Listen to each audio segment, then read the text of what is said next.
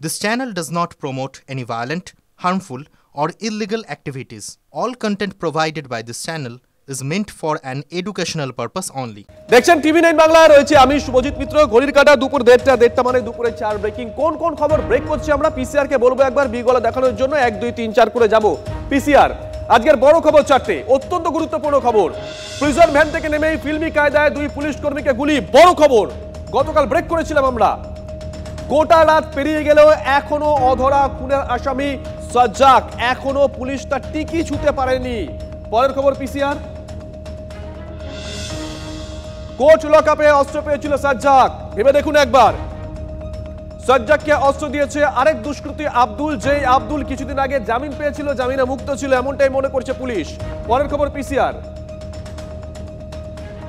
মালদার তৃণমূল কর্মী খুনে এখনো অধরা মূল অভিযুক্ত জাকির শেখ। যেই জাকির শেখকে তৃণমূল কর্মী বলেছিলেন বিধায়ক, 10 জনকে আটক করলেও হামলার মূল অভিযুক্তর এখনো পর্যন্ত নাগাল পায়নি পুলিশ। আজকে এতদিন হয়ে গেল। পরের খবর পিসিআর, নিজের ফ্ল্যাটে সাইফ আলী খানকে পরপর ছুরির কোপ, বড় খবর আজকে, অত্যন্ত বড় খবর। সাইফ আলী খানকে 6 বার ছুরির কোপ, 7 জন নিরাপত্তা রক্ষী রয়েছে তার বাড়িতে, তারপরেও কি করে ঢুকলো দুষ্কৃতী, উঠছে একাধিক প্রশ্ন।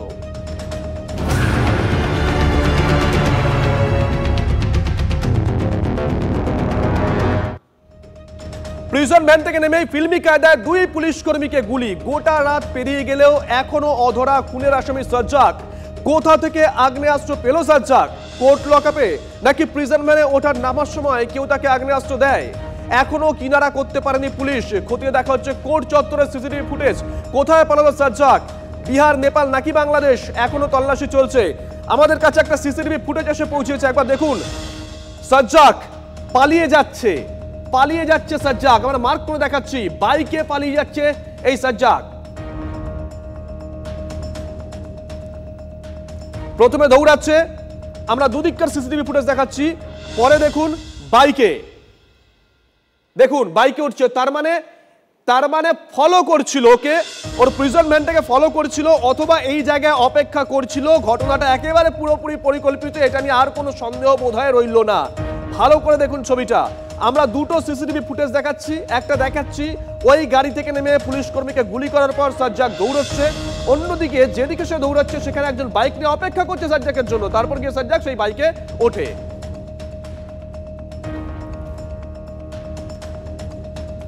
রূপক আমাদের সঙ্গে রয়েছেন, আমাদের সহকর্মী রূপক। ডিজিটাল এভিডেন্স বোধহয় পুলিশের কাছে রয়েছে, এরকম আর বেশি কিছু এখনো পর্যন্ত কিভাবে তদন্ত করছে পুলিশ? দেখো, সিসিটিভি ক্যামেরায় যেমনটা স্পষ্ট কিন্তু দেখা যাচ্ছে সেই অভিযুক্ত ঘটনা ঘটানোর পর কিন্তু সে পুলিশ ফাঁড়ির দিকে চলে যাচ্ছে, কিন্তু পুলিশ ফাঁড়ির যে সিসিটিভি ফুটেজ সেখানে কিন্তু সেই অভিযুক্তের কোনো গতিবিধি লক্ষ্য করা যাচ্ছে না, যেমনটা আমরা প্রাথমিকভাবে পুলিশ সূত্রে জানতে পারছি। সুতরাং সে কোনো অলিগলি দিয়ে, পাশের অলিগলি দিয়ে হয়তো সে অন্যদিকে চলে যেতে পারে, এমনটাই কিন্তু পুলিশ প্রাথমিকভাবে মনে করছে, যেহেতু মাত্র প্রায় 2 থেকে 2.5 কিলোমিটারের মধ্যে কিন্তু সেখানে বিহার এবং পাশেই কিন্তু বাংলাদেশ বর্ডার রয়েছে। সবটা মিলিয়ে কিন্তু এখনো পুলিশ ধন্দে রয়েছে। পুলিশ আরো এভিডেন্স জোগাড় করার চেষ্টা করছে। সেই এলাকায় একটি নির্মীয়মান বাড়ি রয়েছে, সেই বাড়ির পাশে কিন্তু সিসিটিভি লাগানো রয়েছে। সব এলাকায় কিন্তু পুলিশ রীতিমতো কর্ডন করে রেখেছে এবং সিসিটিভি ফুটেজ গুলো সেগুলো কিন্তু সংগ্রহ করছে। সেখানটা তথ্য সংগ্রহের চেষ্টা চলছে। পুলিশ কিন্তু এখনো পর্যন্ত সঠিকভাবে কিন্তু জানতে পারেনি যে সেই অভিযুক্ত ঠিক কোন দিকে গিয়েছে এবং সেই অভিযুক্তের কিন্তু কোনো কিনারা করতে পারেনি এখনো পর্যন্ত। সবটা মিলিয়ে কিন্তু এলাকায় থমথমে পরিস্থিতি। এলাকায় কিন্তু বাসিন্দারা যেমন একদিকে চিন্তিত, অন্যদিকে কিন্তু পুলিশ প্রশাসনের কর্তারা, তাদের মধ্যেও কিন্তু ব্যস্ততা চরমে। কারণ প্রায় আর কয়েক ঘন্টার মধ্যেই কিন্তু 24 ঘন্টা হয়ে যাবে। কার্যত 24 ঘন্টা পেরিয়ে গেলেও সেই দুষ্কৃতী অর্থাৎ সেই অভিযুক্ত এখনো অধরা। এই ঘটনায় কিন্তু পুলিশের ব্যর্থতা আরো একবার চোখে আঙুল দিয়ে দেখিয়ে দেবে। শুভজিৎ, নজর থাকবে রূপক। আমরা ছবিটা আরেকবার দেখাই দর্শকদের। এই মুহূর্তে যারা টিভি9 বাংলার পর্দায় চোখ রেখেছেন, সাজ্জাক মানে যার বিরুদ্ধে মূল অভিযোগ, সেই নাকি গুলি চালিয়েছে। 2 জন পুলিশ কর্মী গতকালই আহত হয়েছেন। সেই সাজ্জাকের সিসিটিভি ফুটেজ, সাজ্জাক পালিয়ে যাচ্ছে, সিসিটিভি ফুটেজে ধরা পড়েছে। দুটো সিসিটিভি ফুটেজ আমাদের কাছে এসে পৌঁছেছে। আমরা প্রথমে যে ফুটেজে দেখাচ্ছিলাম সাজ্জাক দৌড়াচ্ছে, এবং দ্বিতীয় ফুটেজ যেটা এই মুহূর্তে আমরা দেখাচ্ছি, দেখুন মার্ক করে দেখাচ্ছি, একজন ওখানে দাঁড়িয়ে ছিল এই সাজ্জাকের জন্য, সেই বাইকে উঠে সাজ্জাক চলে যায়। রূপক যে কথা বলছিল, ওখান থেকে 2 থেকে 2.5 কিলোমিটার পরেই পুলিশ ফাঁড়ি রয়েছে, কিন্তু পুলিশ ফাঁড়ির যে সিসিটিভি সেখানে কিন্তু সাজ্জাককে দেখা যায়নি। তাহলে কি এই 2 থেকে 2.5 কিলোমিটারের মধ্যেই কোনো অলিগলি দিয়ে নেপাল বা বাংলাদেশের দিকেই চলে গেছে সাজ্জাক? এই প্রশ্ন কিন্তু ইতিমধ্যে উত্তর শুরু করে দিয়েছে।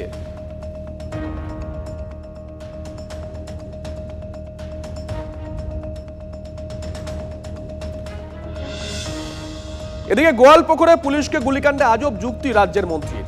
রাজ্যকে কালিমালিপ্ত করতে ষড়যন্ত্র, দাবি মন্ত্রী গোলাম রাব্বানির। সরকারকে বদনাম করতে এই দুই আসামিকে ব্যবহার করা হয়েছে, সাফাই মন্ত্রী গোলাম রাব্বানির। কি বলেছেন শুনুন। এটা বিহার, এটা ন্যাশনাল ইস্যু হয়ে যাবে। ন্যাশনাল বর্ডার আছে, international border Bangladesh, international border আছে আপনার নেপাল, তারপরে ন্যাশনাল বর্ডার আছে আমাদের বিহার। এই তিনটা বর্ডার জন্য গভর্নমেন্ট অফ ইন্ডিয়াকে ভাবতে হয়। পুলিশ যারা করে তারা একটা কনস্পিরেসি ওয়েতে করে, আর বাইরের লোক ইনভলভ থাকছে, ভিতরে কেউ থাকতে পারে। গভর্নমেন্টকে ডিফেম করার জন্য, সরকারকে ডিফেম করার জন্য অনেক ষড়যন্ত্র হচ্ছে। ওর মধ্যে একটা ষড়যন্ত্র এটা শুধুমাত্র গভর্নমেন্টকে ডিফেন্ড করার ষড়যন্ত্র। দুজন খুনের আসামি, ডাকাতির আসামি, তারা পরিকল্পনা করলো। তাদেরকে যদি কেউ ব্যবহার করে, তাদের তো ব্যবহার হচ্ছে। আর পুলিশ তো তদন্ত করেছে, তদন্ত করার পর দেখবেন পুলিশ সব বাইরে হয়ে আসবে। প্রসেনজিৎ আমাদের সঙ্গে রয়েছেন। প্রসেনজিৎ, গোলাম রাব্বানি তোমার সঙ্গে রয়েছে। মন্ত্রী মশাই এই যুক্তিটা কোথা থেকে পেলেন, মানে কেন দিতে গেলেন? একদম দেখো, আমি সরাসরি মন্ত্রীর কাছে চলে যাব, তিনি আমার সঙ্গে রয়েছেন। বললাম দা, পুলিশ বলছে কোর্ট লকআপে আগ্নেয়াস্ত্র দেওয়া হয়েছিল, এডিজি আইজি নর্থ বেঙ্গল বলেছেন। এই কোর্ট লকআপে নিরাপত্তা দেওয়ার দায়িত্ব তো পুলিশের, আর আপনারা বলছেন যে পলিটিক্যাল ষড়যন্ত্র, বিরোধীরা বদনাম করতে আসামিদের ব্যবহার করেছে। কেন এই যুক্তিটা দিচ্ছেন? আমরা আচ্ছা, কোর্টে আমি দেখলাম ওখানে কোনো আসামি থাকলে লোক দেখতে যায়, তো কোর্টে তো আর আর্মস নিয়ে যেতে পারে না। পুলিশ বলছে কোর্টে দেওয়া হয়েছে, আইজি বলছেন হয়েছে, তো অন্য কোর্টে যে দেওয়া হয়েছে লোকটা কে দিল লোকটা? এটা তো ষড়যন্ত্র। আব্দুল বলে একজন, ওখানে কোর্টে পুলিশ বলছে আব্দুল বলে একজন, সেও খুনের আসামি, কয়েকদিন আগে জামিন পেয়েছে। আব্দুল বলে একজন দিয়েছে পুলিশ বলছে। এটা আব্দুলকে কেউ ব্যবহার করছে। সেই সময় পুলিশের ভূমিকা কি ছিল? কখন দেখার দায়িত্ব তো পুলিশের ছিল না? তো পুলিশ তো একটা পুলিশ ওখানে একটা গেটে থাকে। হ্যাঁ, ও কখন ওখানে দিল, ওর এগেনস্ট অ্যাকশন হবে। যে কোর্টে যেটা ষড়যন্ত্র করে ঢোকানো হয়েছে ওটা মানে আছে, এর মধ্যে একটা বড় ষড়যন্ত্র আছে। কেন আমি দেখলাম আমার প্রধান এই ন্যাশনাল হাইওয়ের উপরে 1 বছর আগে। না, বড় ষড়যন্ত্র কি বলছেন? কারা কারা ষড়যন্ত্র করছে সরাসরি জিজ্ঞাসা করুন না। এক মিনিট সিটিং প্রধান, ওনাকে হত্যা করা হয়েছিল বিহারের। এই যে বড় ষড়যন্ত্র বলছেন, রাজনৈতিক ষড়যন্ত্র বলছেন, কারা নেপথ্যে কারা? এটা আপনারা তো জানেন কে করে, এগুলো সব বিজেপি করে। বিজেপি যেখানে হেরে যায় বা যেখানে জিতে যায় সেখানে স্টার্ট করে দেয়। রবারিদা, আমি আপনার বক্তব্যকে সম্মান জানিয়ে বলছি, যখন দুজন খুনের আসামি বা ডাকাতির আসামি পুলিশকে গুলি চালালো, ছিনতাই করে নিয়ে যাওয়া হলো, বাংলা লজ্জা, তখন আপনি বলছেন বিরোধীদের ষড়যন্ত্র। আমার তো ষড়যন্ত্র, আমি তো আপনাকে বললাম এদিকে 1 কিলোমিটার দূরত্বে আছে বিহার বর্ডার, বিহার এই ন্যাশনাল হাইওয়ের ওইদিকে বিহার, এইদিকে বাংলাদেশ, আর ওর আগে গেলে নেপাল। 3টা বর্ডারের মাঝখানে আছে। এটা ষড়যন্ত্র কেউ আইন শৃঙ্খলাটা তো বর্ডারের মাঝখানে যখন, তখন তো পুলিশকে সতর্ক বেশি থাকা উচিত, তাই না? পুলিশ তো নিবেই। যতগুলো মার্ডার হয়েছে সবকটা আসামি ধরা পড়েছে, কোনটা আসামি ধরা পড়েনি? এরও আসামি ধরা পড়বে, যে পুলিশের গুলি চলেছে ও ধরা পড়বে। একদম হিন্দি সিনেমা এরকম দেখা যায়, মাফিয়ারা পুলিশের গাড়ি লক্ষ্য করে টার্গেট করে বন্দীকে ছিনিয়ে নিয়ে যাচ্ছে। তুমি অন্য রাজ্যে তো দেখো না, এর থেকে বেশি হচ্ছে তো। ইউপিতে, বিহারে, রাজস্থান, গুজরাট, মধ্যপ্রদেশ, সব জায়গায় হয়। ক্রিমিনালস তো ক্রিমিনাল না। আপনি পুলিশকে ডিফেন্ড করছেন না, পুলিশকে আমরা, পুলিশের যেটা রোল আছে, পুলিশের যেটা অ্যাকশন আছে, ওরা নিজের রোলে নিজের অ্যাকশনে ওরা ঠিক আছে। কোথাও গিয়ে মনে হচ্ছে পুলিশকে আরো সক্রিয় হওয়া উচিত আমাদের এই এলাকায়। চিকেন নেক দেখো, এই এলাকাতে পুলিশের দরকার আছে। পুলিশ পার্সোনাল অনেক কম আছে। আমি ডিজিপিকে বলবো পুলিশ পার্সোনাল, পুলিশ অফিসার একটু বেশি এখানে ফোর্স কম আছে। মন্ত্রী মশাই নিজে বললেন অবশেষে যে ফোর্স কম আছে। তার আগে অবশ্য যুক্তি দেওয়ার চেষ্টা করলেন এটা নাকি বিজেপির তরফ থেকে করা হয়েছে, রাজ্য সরকারকে, রাজ্যের শাসক দলকে কালিমালিপ্ত করার জন্য। পুলিশের তরফ থেকে কি বলা হয়েছে শুনুন একবার। वो जो 7.65 बोर का ये एमिनेशन है जो कि पुलिस यूज नहीं करती है, वो नॉन रेस्ट्रिक्टेड बोर है। जो पुलिस यूज करती है वो रेस्ट्रिक्टेड बोर यूज करती है। फायरआर्म्स पहले से रखा था सर, फायरआर्म्स क्या एक्ट पहले से रखना था सर उसको? हम लोगों को जो प्रिलिमिनरी इंक्वायरी में पता चला है कि जब वो कोर्ट लॉकअप में उसका था, उस दौरान उसके पास वो फायरआर्म पहुंचाया गया। नहीं, वो সাহায্য করেছে, ওকে আর্ম সাপ্লাই করেছে। আমরা বাইরে ছিল, ওই বাইরে বেলে ছিল।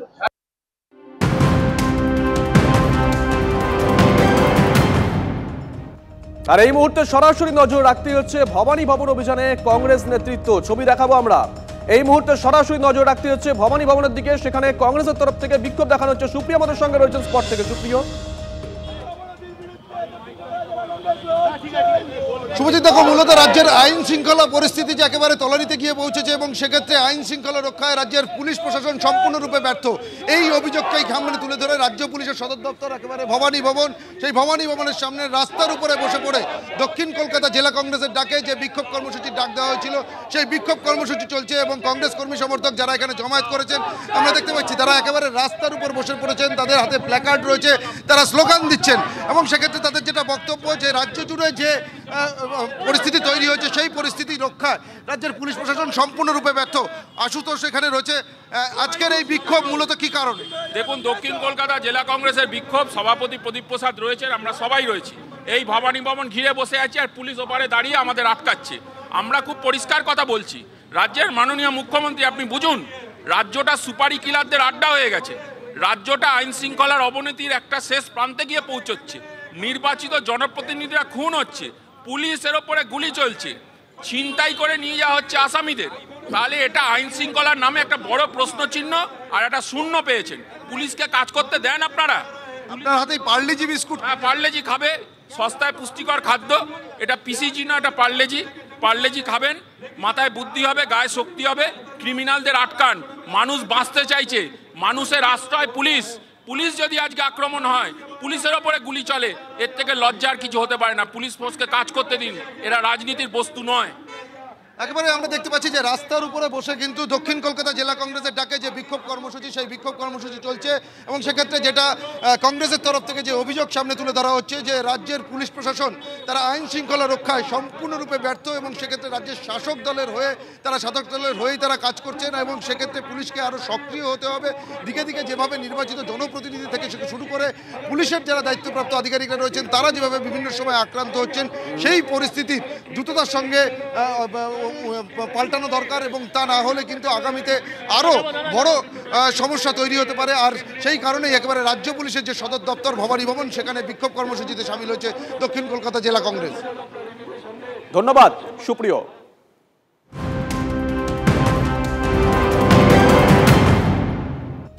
আরো একটা বড় খবরের দিকে নজর রাখতেই হচ্ছে। মমতা বন্দ্যোপাধ্যায়ের হস্তক্ষেপ, কাঁথি সমবায় ব্যাংকে বোর্ড গঠনের টানাপোড়েনে ইতি, হচ্ছে না কোনো নির্বাচন।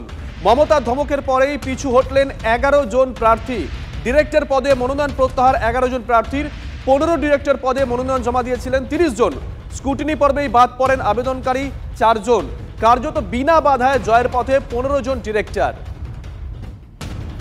মমতা বন্দ্যোপাধ্যায়ের হস্তক্ষেপ, কাঁথি সমবায় ব্যাংকে বোর্ড গঠনের টানাপোড়েনে ইতি, হচ্ছে না কোনো নির্বাচন। মমতার ধমকের পরেই পিছু হটলেন 11 জন প্রার্থী। কনিষ্ক আমাদের সঙ্গে রয়েছেন, আমাদের সহকর্মী কনিষ্ক। রাজ্য নেতৃত্ব হস্তক্ষেপ করলেন, 2 জন অবজারভার পৌঁছে গেলেন, তারপরেও বিষয়টা মিটল না। মমতা বন্দ্যোপাধ্যায়কে একটা সমবায় নির্বাচনের জন্য হস্তক্ষেপ করতে হচ্ছে বিবাদ মেটানোর জন্য। কনিষ্ক, দেখো শুভ, জেলাটার নাম পূর্ব মেদিনীপুর আর প্রতি মুহূর্তে রাজনৈতিক সমীকরণ বদল হয় এই জেলায়। কারণ বিরোধী দলনেতা এতদিন তিনি এই জেলার দায়িত্ব ছিলেন বা অধিকারী পরিবার বা খাততালুক বলা চলে, এখানে কে কতটা শক্তিশালী সেই প্রমাণের কার্যত শাসক দলের অন্ধরে দীর্ঘদিন ধরে ঠান্ডা লড়াইটা চলছিল। আর এখানে অন্তত পূর্ব মেদিনীপুরের এই কাঁথি কোঅপারেটিভ ব্যাংকের যে দীর্ঘ 80 বছরের কাঁথি কোঅপারেটিভ ব্যাংক, সেই ব্যাংকের পরিচালন সমিতির ক্ষমতা কার হাতে থাকবে, মূলত সেই বিষয়টা নিয়ে কয়েকদিনের যে লড়াই, সেই লড়াইয়ের কার্যত গতকালের দলের সুপ্রিমো মমতা বন্দ্যোপাধ্যায় ধমকের পরে কার্যত দেখা গেল আজকে তার অবসান হলো। এবং আমরা দেখলাম সকাল থেকেই একের পর এক যারা অতিরিক্ত অর্থাৎ 26 জন যারা দাখিল করেছিলেন মনোনয়ন, তার অতিরিক্ত 15 জনের অতিরিক্ত এই 11 জন সকাল থেকে এলেন এবং তারা প্রত্যেকেই বললেন যে সর্বময় নেত্রীর নির্দেশে তারা মনোনয়নপত্র প্রত্যাহার করছেন এবং দফায় দফায় তারা প্রত্যাহার করেও নিলেন। সব মিলিয়ে দেখা গেল দিনের শেষে এই যে কাঁথি কোঅপারেটিভ ব্যাংকের ডিরেক্টর নির্বাচন করবো কার্যত বিনা প্রতিদ্বন্দ্বিতায় জয়ী করলো অফিসিয়াল প্যানেল। ধন্যবাদ কনিষ্ক। সাইফের ওপর হামলার ঘটনায় চাঞ্চল্যকর তথ্য, এমার্জেন্সি ফায়ার এক্সিট দিয়ে ঢুকেছিল আততায়ী, একজনকে চিহ্নিত করা হয়েছে, তার খোঁজ চলছে, দাবি মুম্বাই পুলিশের তরফ থেকে। জ্যোতির্ময় আমাদের সঙ্গে রয়েছেন, আমাদের সহকর্মী। জ্যোতির্ময়, বাড়ির এমার্জেন্সি এক্সিট তো আর খোলা থাকতে পারে না, তাহলে কি বাড়ির ভেতরে থাকা কেউ কোনো রকম ভাবে সাহায্য করেছিল? পুলিশ কিভাবে তদন্ত করছে? দেখো, ইতিমধ্যেই পুলিশের 10টি টিম তৈরি করা হয়েছে এবং এই 10টি টিম তারা বিভিন্ন অ্যাঙ্গেলকে খতিয়ে দেখছে।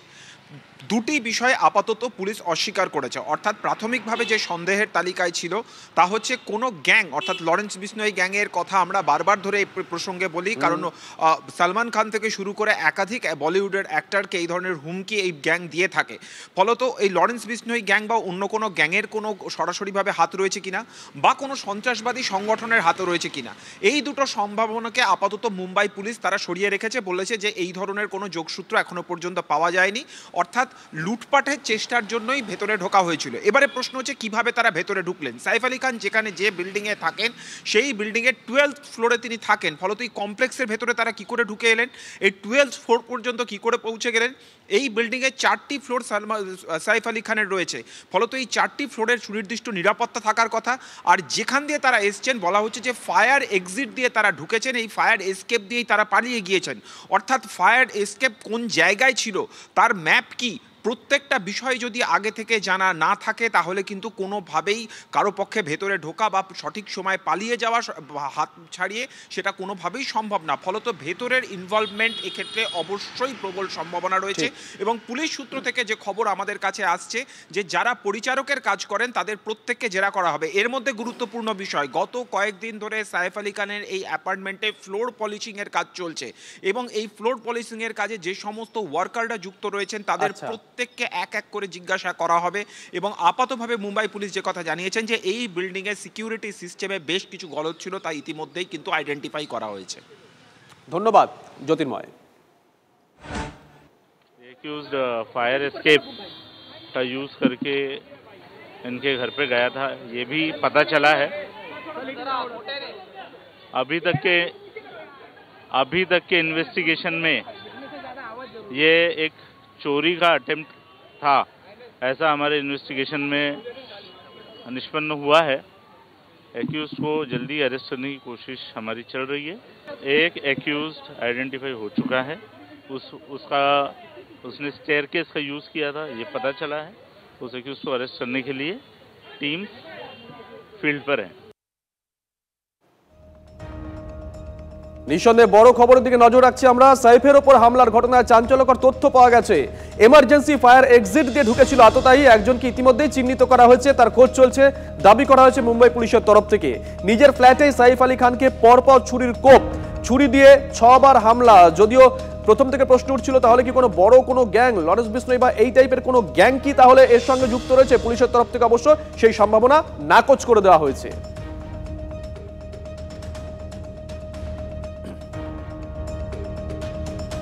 এদিকে সাইফ আলী খানের উপর হামলার ঘটনার তদন্তে বিখ্যাত এনকাউন্টার স্পেশালিস্ট দয়া নায়েক। পুলিশ সূত্রে খবর একাধিক এনকাউন্টারের নায়ক দয়াকেই তদন্তভার দিয়েছে মুম্বাই পুলিশের অপরাধ দমন শাখা। নানা পাটেকর অভিনীত अब तक 56 সিনেমা তৈরি করা হয়েছিল এই দয়া নায়েককে নিয়েই।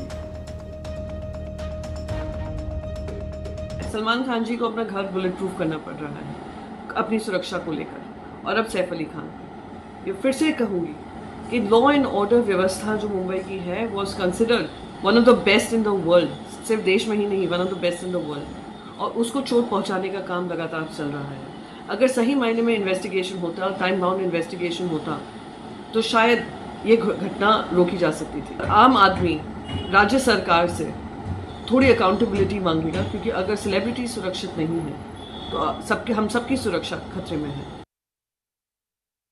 সিকিউরিটির প্রশ্ন তো অবভিয়াসলি, মানে ওনার মতন মানুষ এবং তার যে বাড়ির প্রোটোকল, যে সিকিউরিটি সব ভেঙে যদি এরকম একটা ইনসিডেন্ট ঘটতে পারে সেটা সত্যিই শকিং। মানে আমার কাছে তো প্রচন্ডভাবেই শকিং। কিন্তু আমার এখন প্রাইমারি কনসার্ন হলো উনি সুস্থ হয়ে বাড়ি ফিরুক, ওনার মেন অপারেশনটা সাকসেসফুল হয়েছে, তো ইজ আউট অফ ডেঞ্জার, সেটাই সব থেকে এখন ভালো খবর। আমি আশা করি উনি খুব শিগগিরই সুস্থ হয়ে বাড়ি ফিরবেন।